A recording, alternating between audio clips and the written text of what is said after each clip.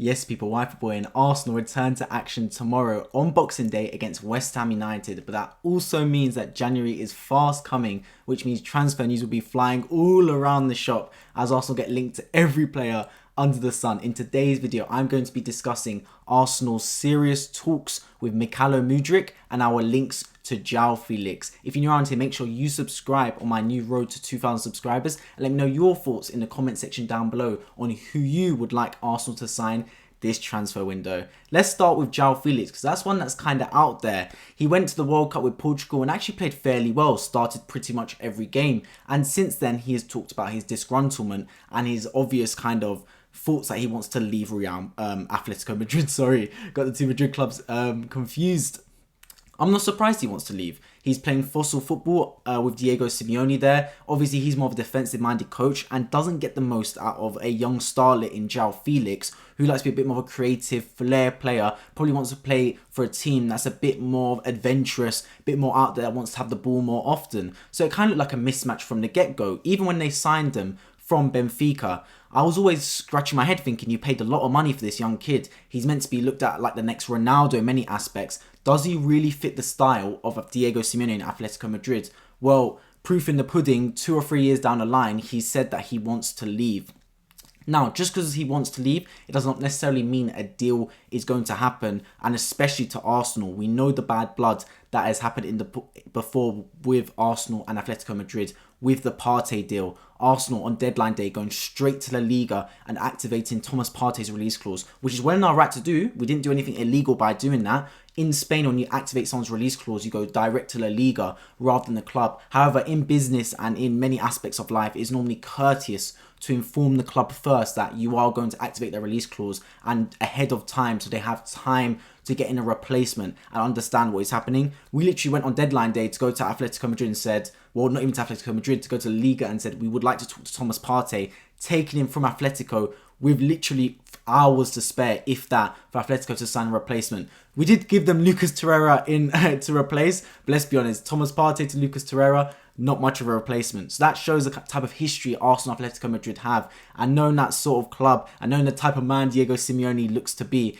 that's not something they take lightly and not something they'll forget too soon. So does that mean a deal with Arsenal could happen?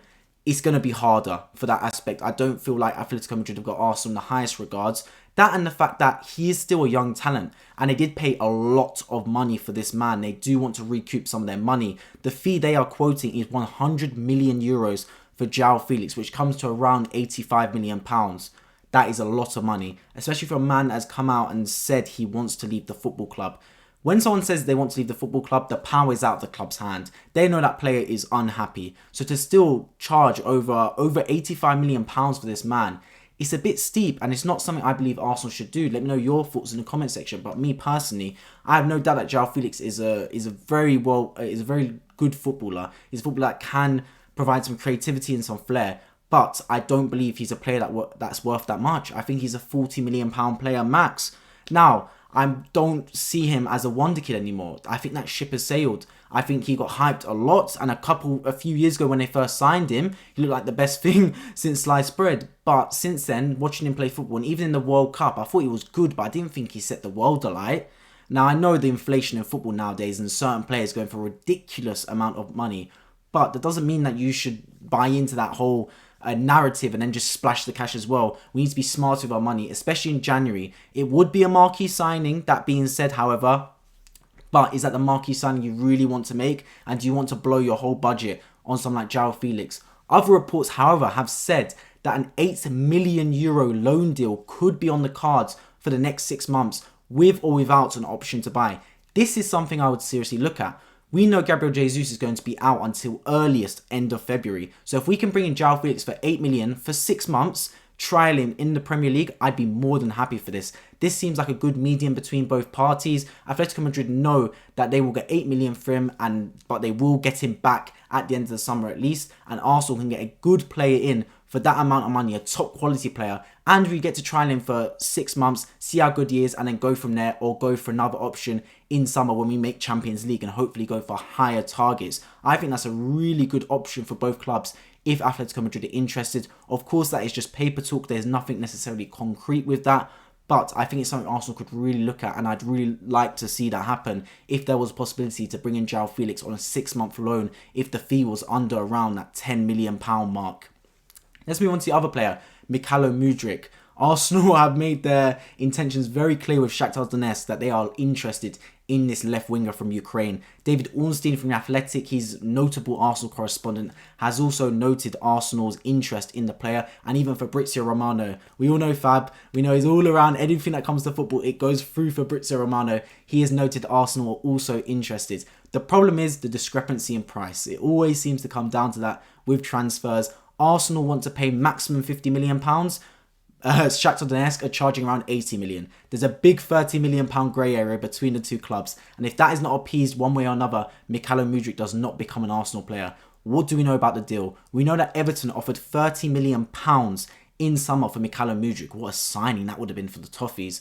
We do know that Shakhtar Donetsk at that time wanted 50. Everton did not meet 50, so the deal did not happen. We now know in these 6 months between summer, or 4 to 5 months between summer and January that's coming up, that Shakhtar Donetsk have been ever more impressed with Mudryk's contribution, especially in the Champions League, and have now driven his price up to around £80 million. That is a large figure, especially given that he is still playing. Look, he's playing in the Ukrainian league for Shakhtar Donetsk. It's not the most, let's be honest, the best league in the world. It's not somewhere he can showcase his talents week in, week out against top quality opposition. And he's only really impressed Shakhtar Donetsk, especially in those last 6 months, where he's really started to blow up onto the scene. We've seen it a lot with players in the past who have had a really good year, like a one-season wonder we call it, and then they fade out a bit again. So, will Shakhtar Donetsk be willing to come down from their £80 million that is quoted? That's what we'll have to wait and see. This is probably a deal that will drag on for a majority of January, I expect. But we do know that Arsenal are interested, and there is connections between Shakhtar Donetsk and Arsenal for the purchase of Mykhailo Mudryk. What else about him? Well, I don't know whether this is just to drive up his price and to make him seem like more of a better target, but Shakhtar Donetsk have come out and said that Mudryk is such a hard-working player. He stays behind after training, and they're even telling him to go home and rest. Now, that's a really good sign. Now, obviously, it's that there's them probably just saying that's the price of him can go up, because they don't want to say about their player, no, he just sits at home all day and watches TV, barely trains, because what's that going to do? No club wants to buy a player that just is lazy. So, of course, they're going to say stuff like that. But to them come out and say it's still a good sign. It's still something that we as fans want to hear about a footballer, because he's a player that I obviously have not watched the full 90 minutes of the man. I've only seen compilations and here and there bits and bobs of him. So I'm not going to make an opinion on his talent so far too soon. But one thing I can say is that I do like the personality and what I see from him in those compilations of Mykhailo Mudryk. He's a direct player. He's a player that likes to get other players involved. And he's a player that I really think under correct coaching with Mikel Arteta and Arsenal's coaching staff, we could really start to see a gem from that player. And if that's who Arsenal identified as their main target, I'm more than happy to go along with it and see if we can get that transfer along the line. But overall, those are two very, very interesting targets for Arsenal Football Club. Two marquee signings they would be if they come to the club. I only expect us to get one of the deals done. Definitely not both, and obviously potentially neither. But maximum of the two, one would get done. Now, I think Mudryk is more likely between him and Joao Felix. But that interesting report about the £8 million for Joao Felix for 6 months is definitely something that should catch the eye of the Arsenal board, and especially Edu Gaspar, who's in charge of the signings. But overall, let me know your thoughts in the comment section down below. Would you like Arsenal to sign either Mudryk or Joao Felix, or both, or someone else completely? Let me know in the comment section. If you're new around here, make sure you subscribe on my road to 2,000 subscribers. I've been Football, and I hope to see you all in my next video.